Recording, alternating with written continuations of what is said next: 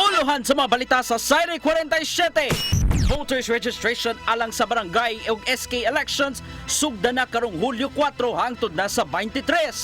Ubo Mandawi, miluwatot suspension order sa usa ka warehouse nga nahugno.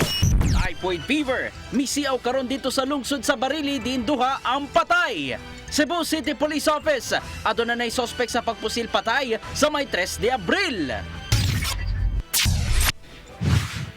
Sugbo, Kabisayan ug Mindanao, Pilipinas ug katawhan kutos maabot sa tong Sibya sa tibuok kalibutan mayong hapon.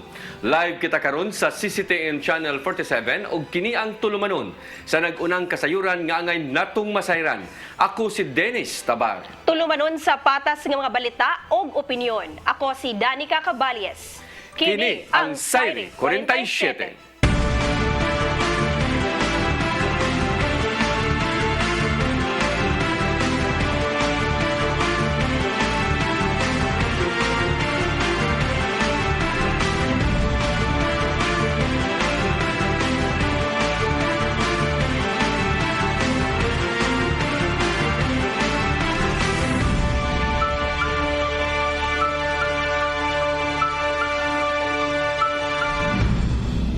Og karon sa kumpletong detalye sa atong mga balita, voters registration alang sa barangay ug sangguniang kabataan election musugod na karong Hulyo 4 hangtod sa Pitsa 23. Ang kasayuran ihatod ni Mereros Sagarino.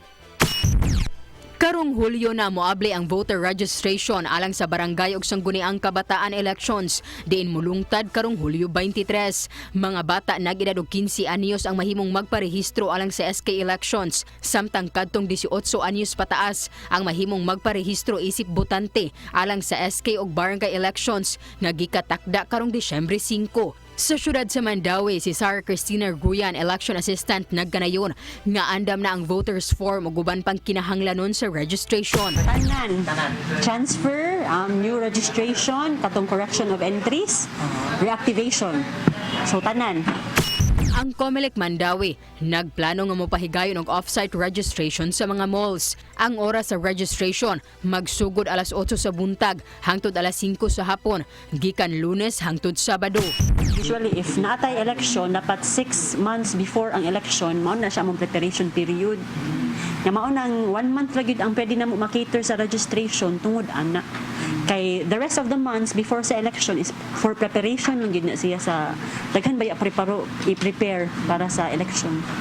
Gipanglantawan usab sa COMELEC Mandawi nga mas modaghan ang magparehistro itandi sa ninglabay nga SK ug barangay elections. Katapusan nga napahigayon ang SK ug barangay elections ni adto pang Mayo 2018. Mary Rose Sagarino, CCTN News.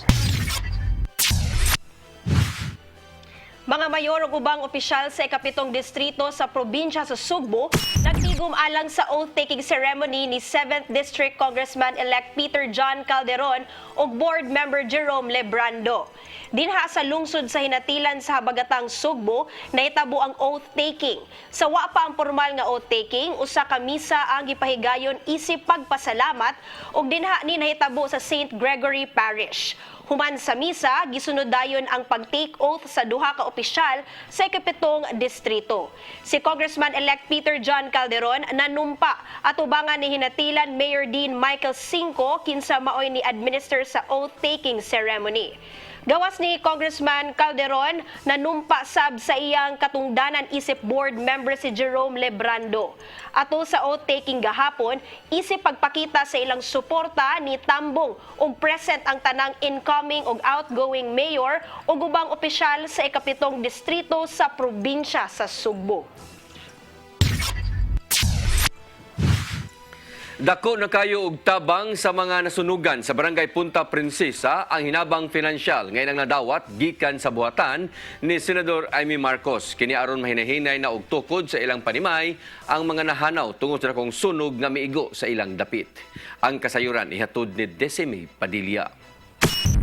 Grabing kalipay ang gibati sa mga nasunugan sa Barangay Punta Princesa gumikan sa mga tabang nga ilang nadawat gikan sa mga tawo nga nagpakabana sa ilang kahimtang human sila naigo sa dakong sunog sa milabay nga semana. Kahinumduman nga 5 ka sityo ang napektuhan sa maong sunog sa barangay Punta Princesa nga gilangkuban sa Tuburan, Trinidad, Arca, Enriquez ug Little Bamboo. Karong adlaw ang buhatan ni Senator Amy Marcos uban sa Department of Agriculture kun DA7. Ingon man ang Simple Share Foundation nang hatag og hinabang sa kapin 800 ka mga nasunugan sa nisgutan nga barangay. Gipahigayon ganihang buntag diha sa Manggahan Gym sa barangay Punta Princesa ang pagpanghatag og 3,000 pesos nga financial assistance gikan sa buhatan ni Senator Marcos. Ingon man mga utanon gikan sa DA7, face mask ug sabon gikan sa Simple Share Foundation.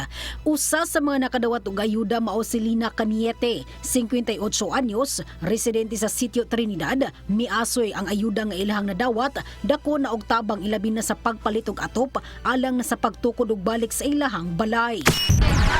Way sukod ang gidakon. Way sukod ang gidakon sa tabang nga mo nadawat. Labi na karon nga ka sa assistant jud dako na kay ni makapalit na mig atop.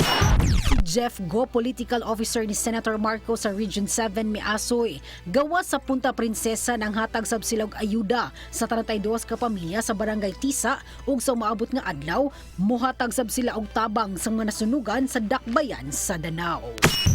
We'll talk to our kapitan kung unsa atong matabang karon unsa pud ilang pinakakailangan sa ilahang barangay. Sige. May Padilla, CC10 News. Nipirma og Memorandum of Agreement ang kagamhanan sa syudad sa Lapu-Lapu kali sa usa ka telecommunication company aron sa pag-establisar og libreng wifi sa mga pampublikong mga lugar. Mato ni Lapu-Lapu City Mayor Junior Dahong Chan nga lakip sa mga dapit nga tauran og libreng wifi mao ang Lapu-Lapu City Hall, Hoops Dome, Plaza Rizal, Liberty Shine, New Bridge Park ug Paho Public Terminal. Mato ni Chan nga tuyo sa ilang pag-establisar og libreng wifi mao aron sa paghatag og kahigayunan sa mga upunganon nga maka-communicate sa ilang mga mahal sa kinabuhi ug mapahimuslan ang libreng application sa mga smartphones. Nagpasalamat hinuon ang mayor sa naasoy nga telecommunication company.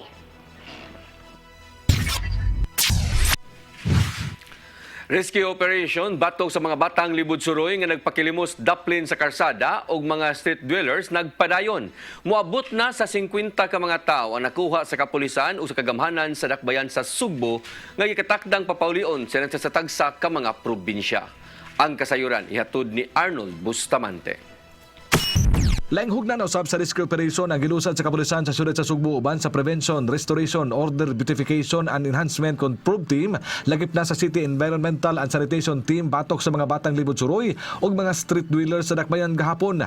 Mato ni Police Lieutenant Colonel Wilbert Parella, Deputy City Director for Operations sa Cebu City Police Office, nga moabot ngadto sa 50 ka mga tawo ang ilang nasignit nga naalang namuyo daplin sa karsada ug kadto nga mga manuktok sa mga sakinan aron na mga kwarta. Lagip sa na-rescue ang usa ka pamilya nga taga Dakbayan sa Marawi nga mibakwit din sa siyudad sa Sugbo atol sa natabong gubat sa ilang lugar apan nagkalisod sila nga pamuyo nga may hinungdan nga bidangop na lang sa pagpakilimos diha sa daplin sa karsada. Tungod ni ang kagamanan sa siyudad sa Sugbo ug ang kapulisan mangitag paagi nga mapasakay nga barko paingon sa Mindanao aga maong pamilya aron makauli sila sa ilang lugar ug didto magsugod silang kinabuhi. Uban ni siya katong sa mga balhin diri sa tuah no bakwit katong sa mga kusog pa ang dito sa katong bitong daghan bitong hing-ari diri sa Cebu. So usa ni sila nya medyo wala matarong sa dang ilang pagpuyo diri. So nisampot nga dinha na sila sa kadalanan. Kasamtangan una nga gipahimutang mao nga mga bata o nga mga street dwellers sa Noah Complex sa South Road Properties kun SRP ding giatiman sila sa City Social Welfare and Services kun CSWS sa dili pa sila papaulion silang tagsa-tagsa ka mga dapit sa probinsya Sugbo. Giangko ni Parella nga problema nila karon kini mga bata nga taga siyudad sa Sugbura nga bisan iuli sila sa ilang balay mubalik ra usab kini sa mosunod nga mga adlaw. Muna ato ang problema ron no sa city so muna ilang gitun-an ron pagbalik kab mga naging atong problema nga naara may mga ma-rescue na to nga sige lang nagbalik-balik taga diri ra gyapon sa Cebu. Iuli sa barangay nighuman balik na sad mga pila ka semana balik na pod. No so muna ato ang usa sa tun-an ron sa ato ang bag-ong council no sa mga bag-ong mahimong membro sa ato ang city council kung unsa na sad ang ilang ordinansa nga pagabuhaton pagresolbar ang issue sa mga mendicants and street dwellers nga magbalik-balik ra nga mga taga Cebu City. Kadaghanan sa mga na-rescue siguni parilya mao kini ang unang nakabenepisyo sa balik probinsya program sa kagamanan sa Dakbayan atol gyud sa pagsulbong sa COVID-19 duha ka tuig na ang nakalabay. Apan gingong mibalik silang naandan nga pwesto sanglit na dinhi ang ilang panginabuhian sama sa pagpakilimos ug dili usab sila magutman sanglit adunay institusyon nga mohatag og pagkaon kanila. Arnold Bustamante, CCTV News. Masunod, Obo Mandawi, minuwat og suspension order so sa ka-warehouse nga nahugno. Typhoid fever, misiaw karon dito sa lungsod sa Barili, diin duha ang patay. Kana ug uban pa mga balita sa pagbalik sa Sayre 47.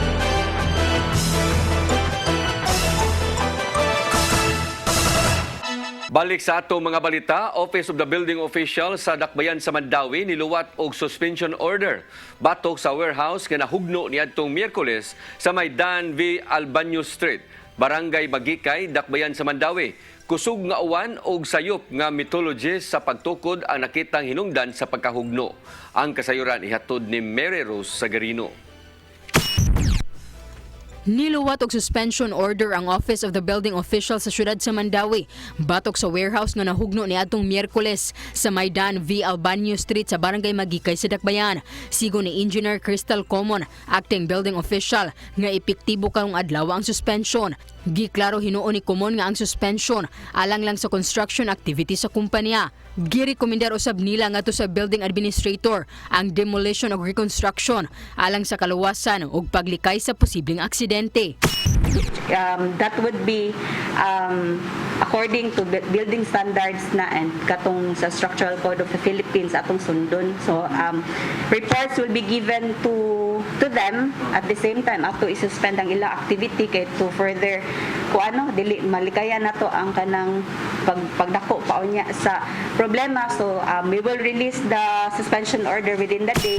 Matod sa acting building official nga nipasalig usab ang tag-iya sa warehouse sa pag-reconstruct o pag-demolish sa bodega. Base sa resulta sa ilang investigasyon, ang kusog nga uwan og sayop nga methodology sa pagtukod sa estruktura ang hinungdan sa pagkahugno.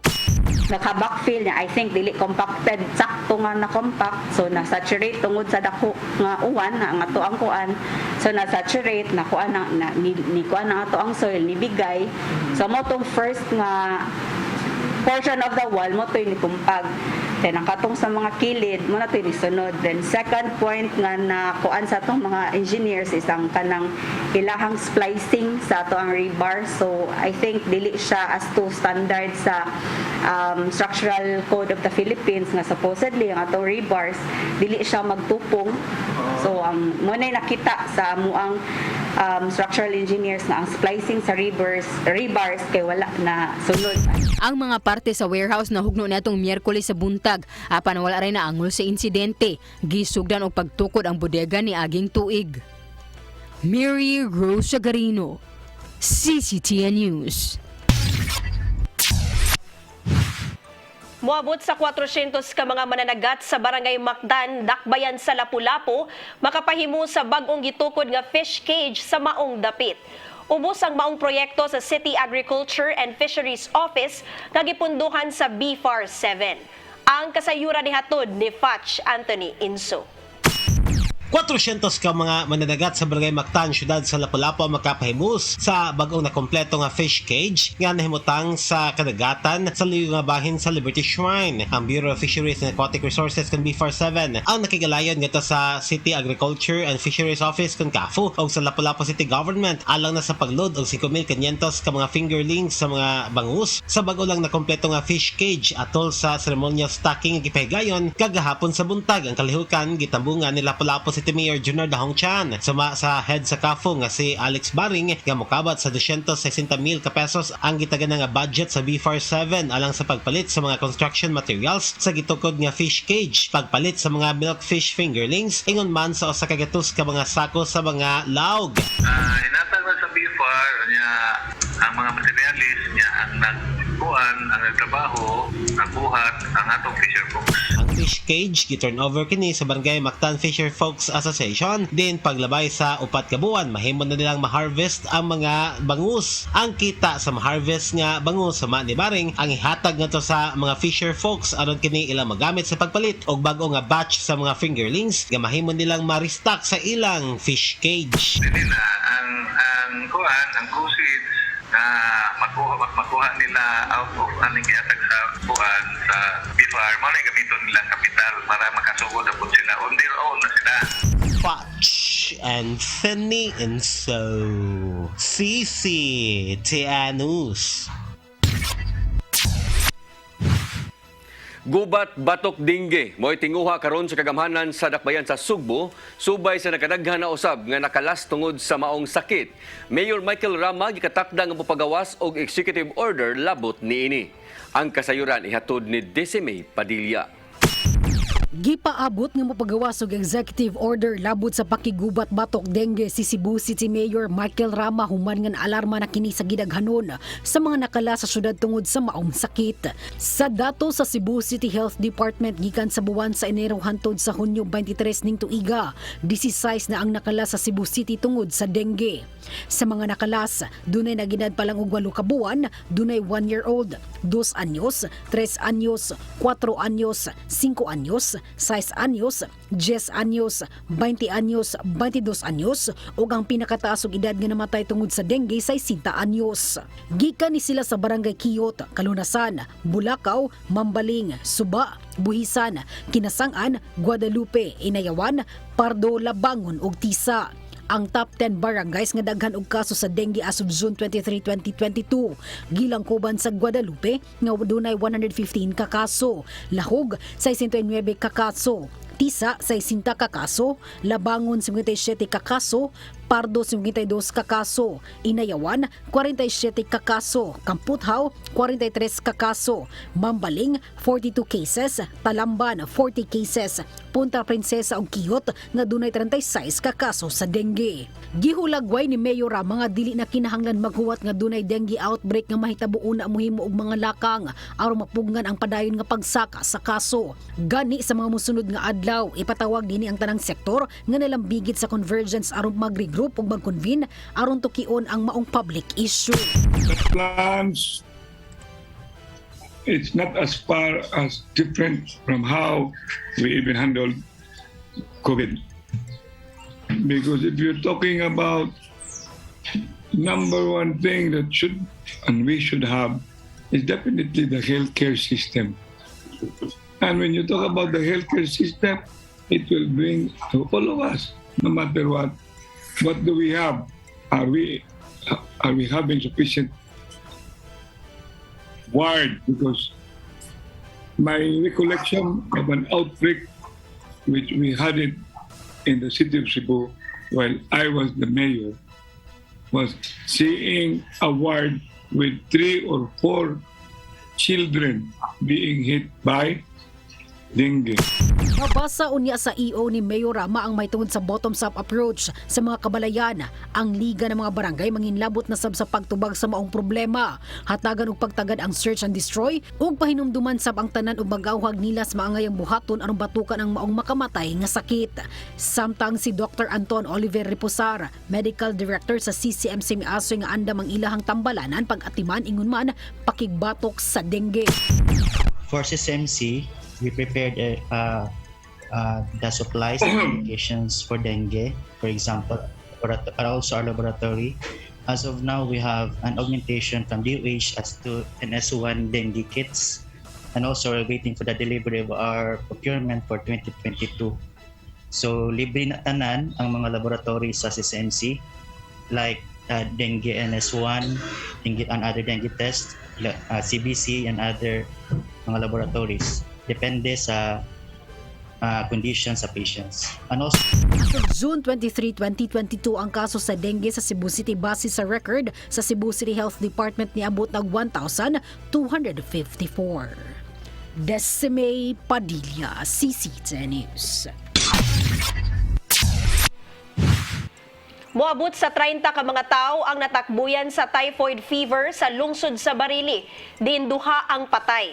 Tungod niini gisiguro sa ilang LGU nga limpyo ang tinubdan sa ilim ng tubig aron dili na mudaghan ang kaso. Ang kasayuran ni hatod ni Gian Navarro. Hugdanong gibantayan sa kagamhanan sa lungsod sa Barili, habagatang Sugbo ang monitoring sa mga water districts aron kalikayan ang pagkuyanap sa sakit nga typhoid fever kun tipos. Kini man nga niabot na sa 30 ang natakbuyan sa mong sakit sukad pa sa nakalabay nga buwan ug duha nini ang namatay na. Nagagikan sa 8 ka mga barangay ang adunay kaso sa maong sakit. Ang gitumbok nilang hinungdan ang posibleng contamination gikan sa mga tubo sa ilim ng tubig ingon man mga atabay. Nagkanayon si outgoing Mayor Julito Flores nga naandan sa mga residente ang pag-inom og tubig direkta gikan sa mga naisgutang water sources. Kinibisan pa man sa tambag sa health officials nga pabukalan ng tubig una pa imnon aron mapatay ang mga kagaw. Ang tubag po nila, duwa sila maanan og pabukal, wala kuno ilami, din ana ta kuno nga dugay na kay sa panahon nga naginana. Nga anong karon pa mong kuno. So ipasabot pa nato nga taon nagamay may tao, karon daghan ang tao. So it might be makontaminated na kita. Nitong Miyerkules, nagpatawag og meeting si Mayor Flores ngadto sa mga municipal health officials ug mga kadagkuan gikan sa managlaing tambalanan og clinic sa ilang lungsod. Gawas sa monitoring, giisgutan nila ang ubang mga lakang aron malimpyo ang tinubdan sa tubig ilimnon. Apil na nini ang pagbutang sa chlorine ngadto sa mga atabay aron mapatay ang mga kagaw. Samtang subsubusab ang ilang information and education campaign kapain sa tipos ug ilang giedukar ang mga residente kung unsaon pagsigurong limpyo ang giinom nga tubig. Miabag usab ang Provincial Health Office. Pinaginausab sa paghatag og supply sa tambal alang sa mga pasyente. Basta mo adire nangita na ni paagi gyud nga masumpo na ning kining kuan tipos dire sa Barili. Kanang makahasol po din taon sa itong mga kaigsuunan. Delikado po din taon. Sa kasamtangan, anaa pa sa 16 ang active cases human na discharge ang ubang pasyente.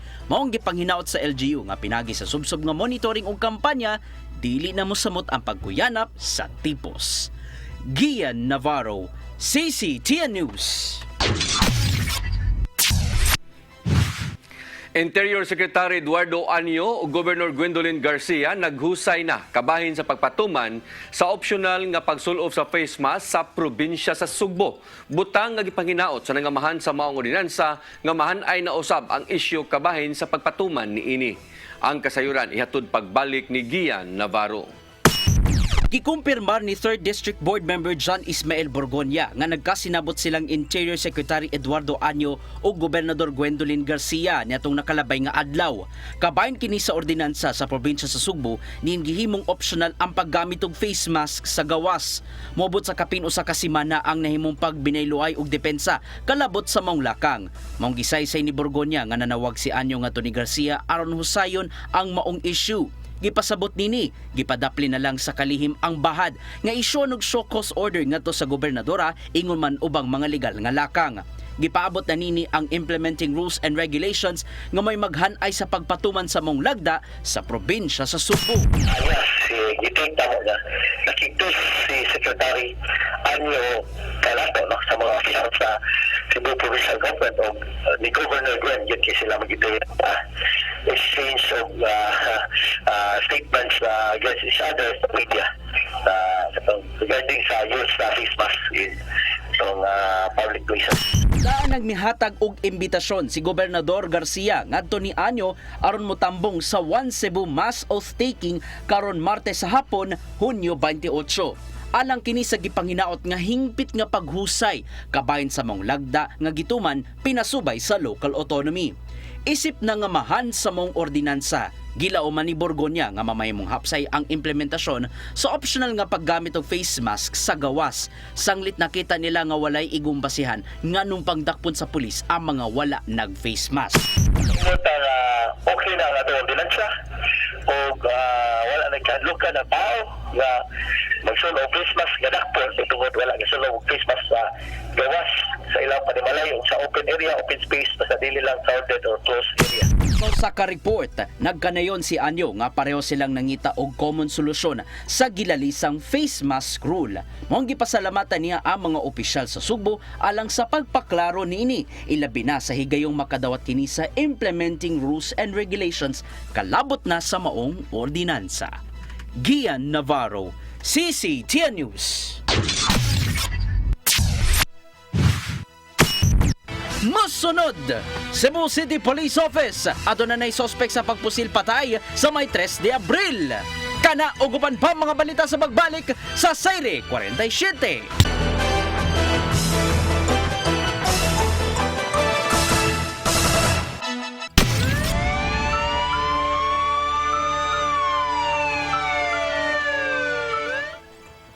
Balik sa ato mga balita, kapulisan sa Dakbayan sa Sugbo aduna nay giilang suspek sa mipusil patay sa 30 anyos nga lalaki nga padung untang magpatubil sa gasoline station diha sa Maydan 3 de Abril, Barangay San Nicolas proper kagahapon sa Udto. Matod pa nga drugas may usa sa kitan-aw motibo sa kapulisan sa pagpamusil. Ang kasayuran ihatod ni Arnold Bustamante. So, identified na sa dato niyang suspect sa pagkakaroon. So, we're just waiting kung madakpan nila or if ever dili, so we'll file appropriate charges.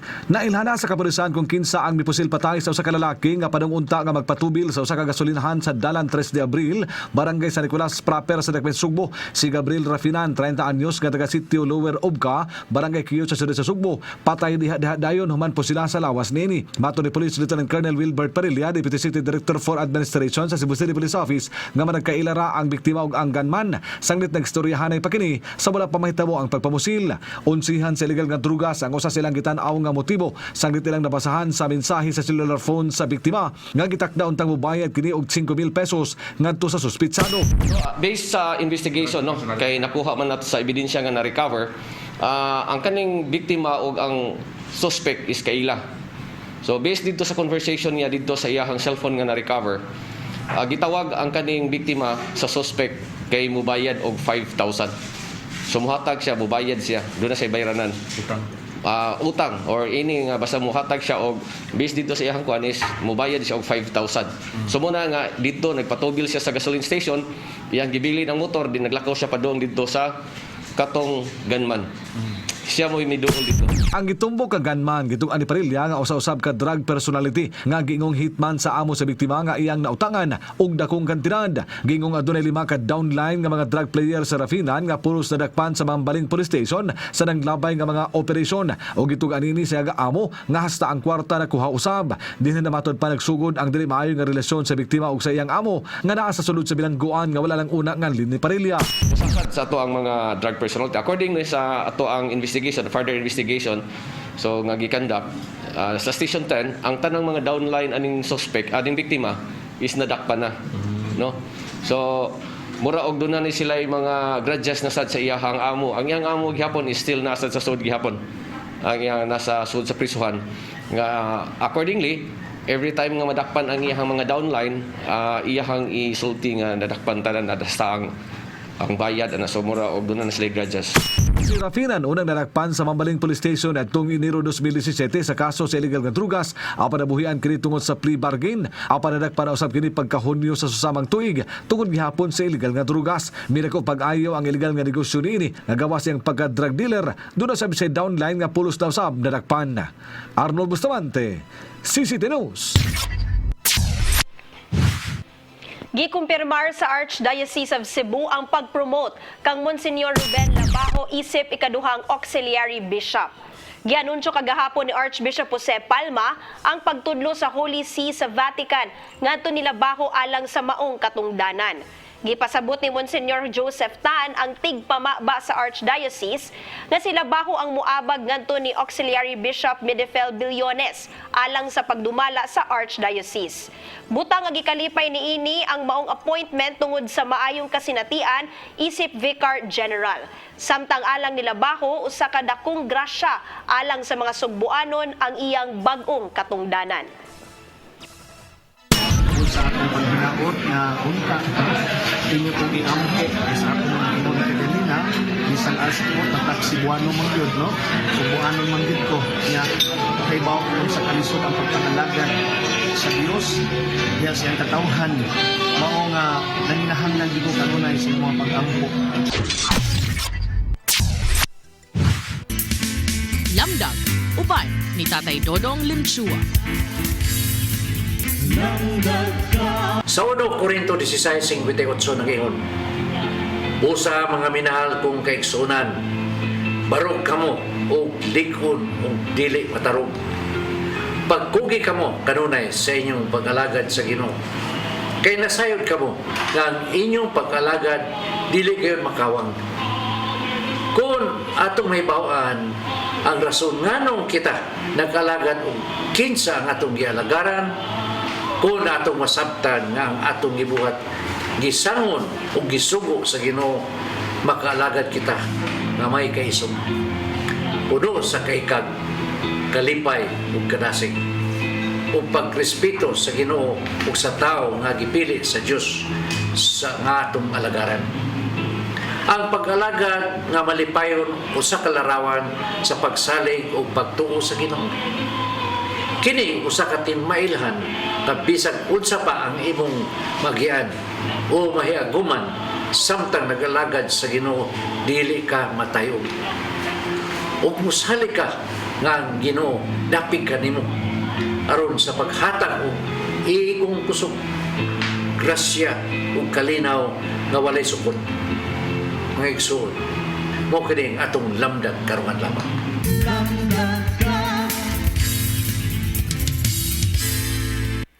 Mao katong laglangkob sa ato mga balita sa Sayri 47. Ako si Dennis Tabar. Ako si Danica Cabales, hangtod sa Lunes pohon, din hilang sa inyong paboritong tulumanon. Sayri 47.